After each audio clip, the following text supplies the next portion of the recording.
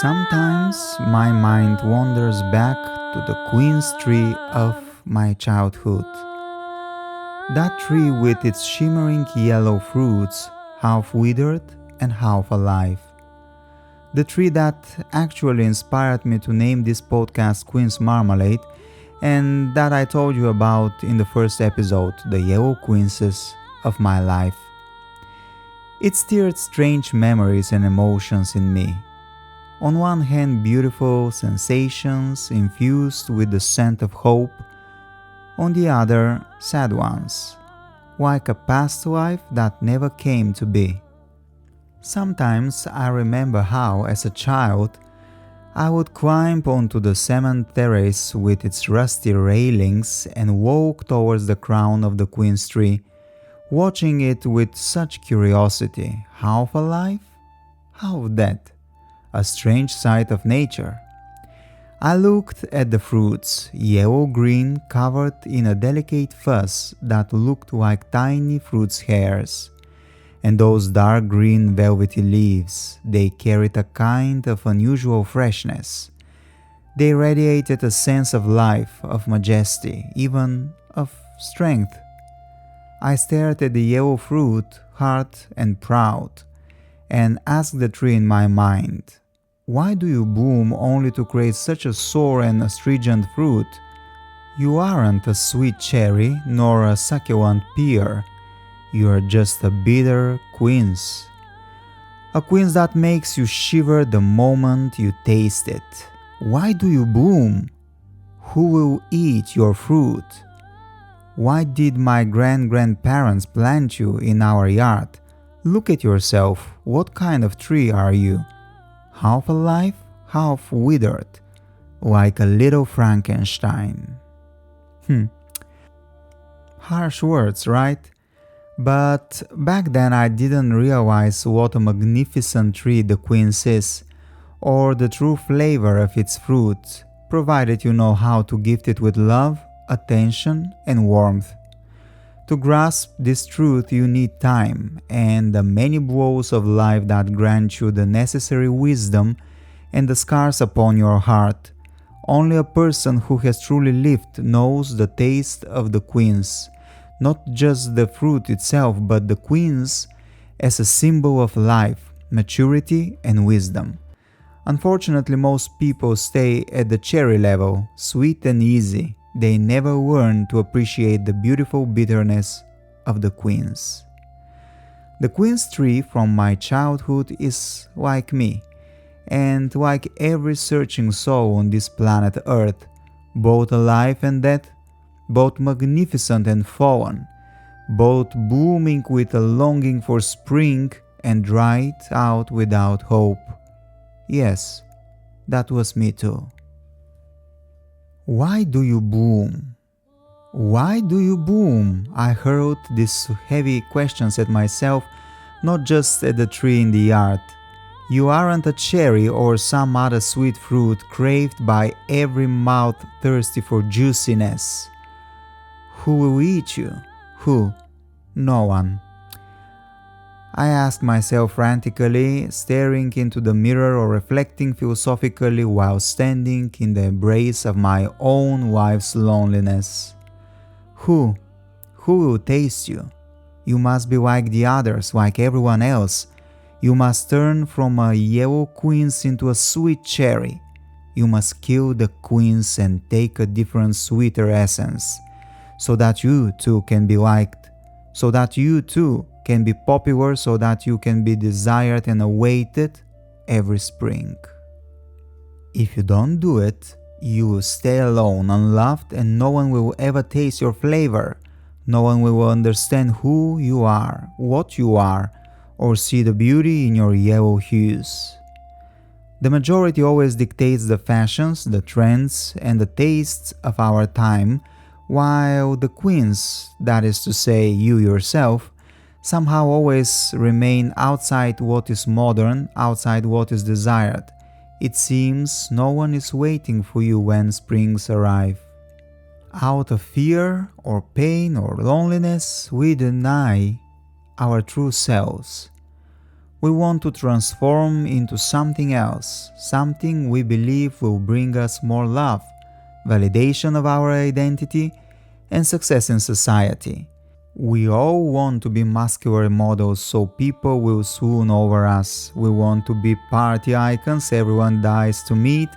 We want to be millionaires on yachts just to feel the emptiness and the absence of love within us and around us. We kill the queens inside ourselves without even realizing what we are doing. We try to become an imitation of another life, stealing an essence that isn't ours. We want to be like Beyoncé, Jeff Bezos, Elon Musk, Oprah Winfrey, or Frida Kahlo.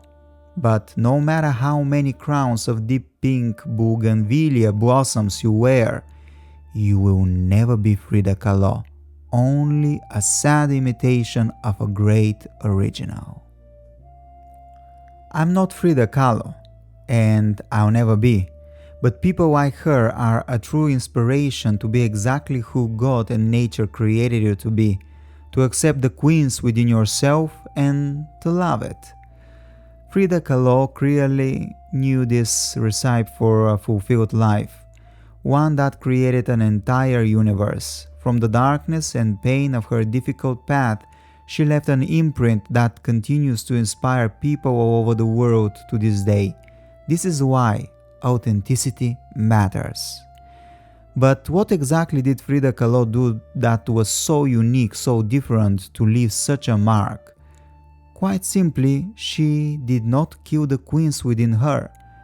She did not deny what she was, quite the opposite.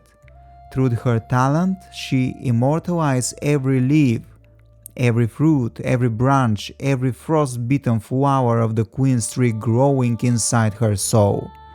She celebrated her Mexican heritage. She celebrated the woman within her, exactly as she was, standing against the norms imposed by other cultures and fashions. Without fear, without compromise. She embraced the imperfection, made vulnerability a strength, without trying to match or copy the ideal version of women in that historical time. And through her talent and courage, she became a pioneering artist, feminist icon, a symbol of the Mexican national identity. Through her quotes and her art, Frida Kahlo teaches us not to fear the bold colors, not to fear the brilliance inside us. So don't be afraid of the bright yellow queens inside of you. Bold colors create gods. Yes, being true to yourself is the only path to true happiness, to a meaningful life, and to success. In other words, you must be proud of the queens blooming within you. You must shine with your bright yellow, almost neon poisonous color without wishing to be anything else. This is the only way to build a life that provides everything your senses and your soul truly need. To be an original is always better than to be an imitation. The original transforms you into a small diamond, and those who understand precious stones know very well that a diamond sparkles in a different way, a way that enchants and hypnotizes the eye. A diamond is a diamond, while imitation always ends up in the trash. Being true to yourself is difficult in today's world. There is intense social pressure from culture, from family, and even from social media, which constantly tries to strip away your identity and make you blend into the masses. Of course, there is also the fear of rejection, of loneliness, and of feeling less than. But for better or worse, the path to happiness can only be found when you are true to yourself regardless of what anyone else tells you. This is when you know who you are, your essence, your values, your roots, your beliefs, when you accept both your strengths and your flaws, when you make decisions aligned with who you are, when you do not deny the queens within you. If you deny it, you lose your internal compass, you lose your purpose, and one day you will fall into spiritual and emotional exhaustion and emptiness Being yourself is a fountain of life that gives you peace of mind, self-confidence, inspiration, and freedom. Your uniqueness inspires others. Your uniqueness matters. Why do you boom? Why do you boom? Who will eat your fruit? Who? No one. These are heavy questions asked by all seeking people, by everyone with a soul that came here to leave a mark. Frida Kahlo once said, "I painted flowers so they will not die."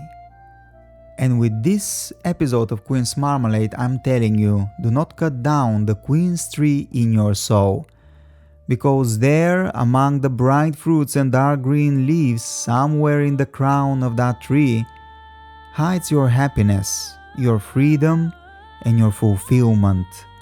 And in its roots and trunk flows like the river Nile the blood and the past lives of your ancestors. This is Quince Marmalade, the only marmalade that can bring you back to life.